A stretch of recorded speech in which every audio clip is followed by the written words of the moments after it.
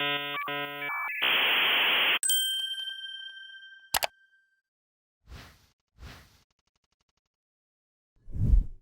everyone, I am Ekansh Gupta and welcome to MLH Hackon 8 powered by GitHub. And this is the first Hackon. We are going virtual, and virtual events is what I am going to talk about. So, a little about myself.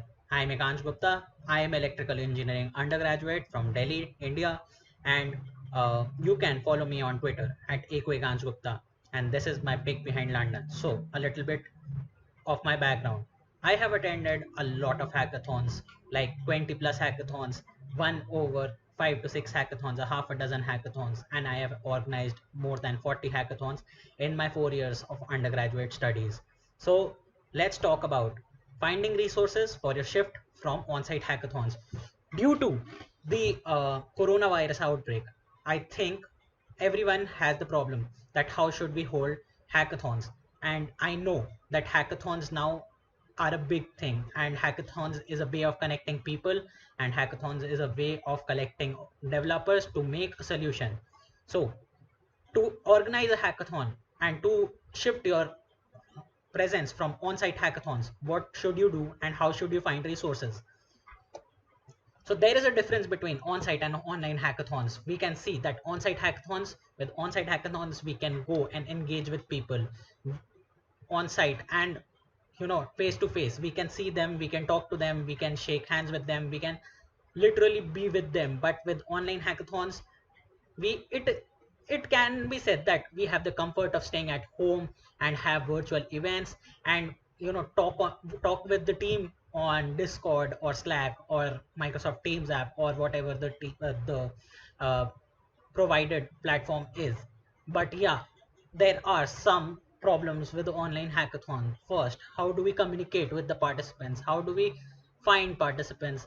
Who are the major hackathon organizers right now, and who are the people who are organizing hackathons and promoting hackathons? So, what are the major event platforms? First, we will talk about on-site hackathons. So, in on-site hackathons like the MLH hackathons and the Google hackathons or the Microsoft hackathons, everything was hosted in a co-working space, in an office environment, or it was hosted in some university or school.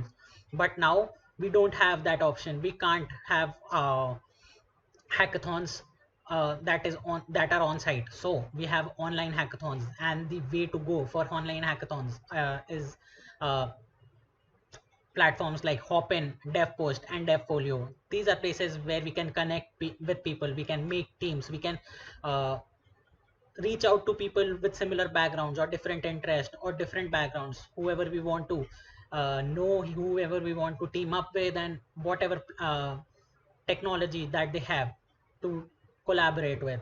So DevPost is the way to go for MLH hackathons, but DevFolio is an upcoming platform which is actually great for hosting hackathons, and it can look after your emails and subscriptions as well.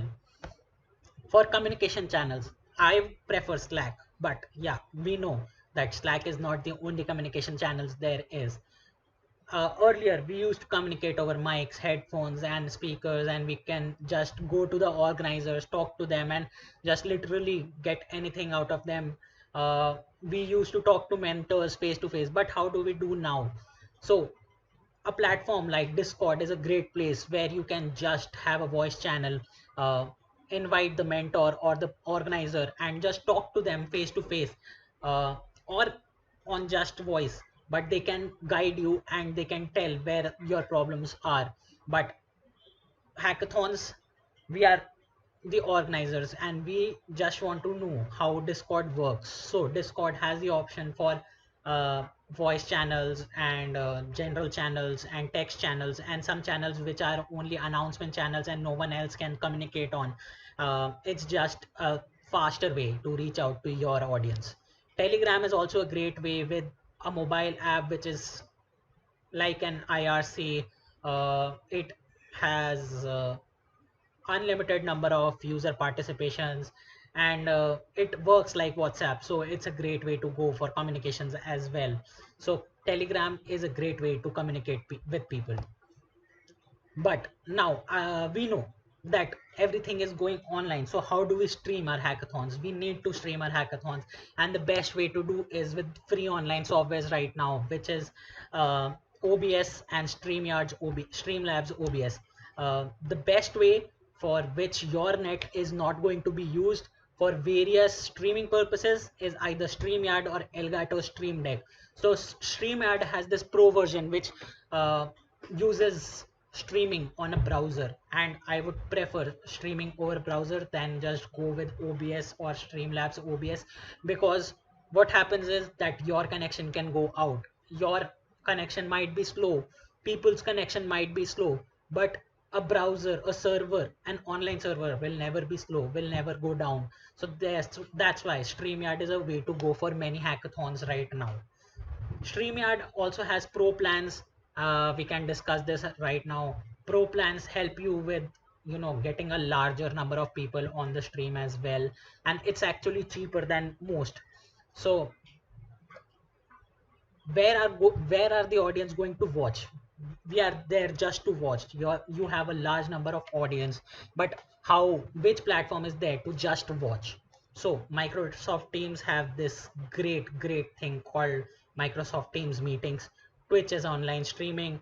YouTube has going live features, so it is YouTube live. Facebook have live features, and Twitch, YouTube, and Facebook are the three ways by which MLH hackathons are streamed. So MLH is currently holding summer of 2021 hackathons, and it has various number of hackathons over the course of summers and the fall and the year 2021, I would say. So every weekend a new hackathon. So how would we stream it, and where to watch these hackathons? So Twitch, YouTube live, and Facebook live are the best way to go for hackathon streaming.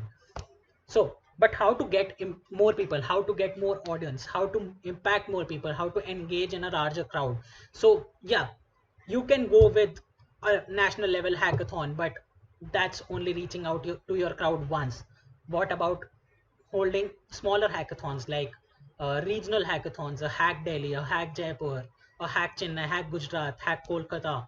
So state level hackathons will get the users from a state. So like Hack Delhi will get all your participation from Delhi. Hack Chennai will be all your participation from Chennai. So you can host like a week-long hackathon twice a month with like 200, 300 participants in a month, and that's how you impact more people. You don't have to make one large hackathon. You can just uh, build with smaller hackathons, some regional hackathons, invite some people to just say a few words, give talks on something, invite regional collaborators, regional developers, and just have a discussion, a chat panel, something like that. And it will get more crowd based. It will have a regional crowd. Every hackathon of yours will have a crowd over 300 students, and 300 students is a large enough crowd to get. So that's how you impact a large user base.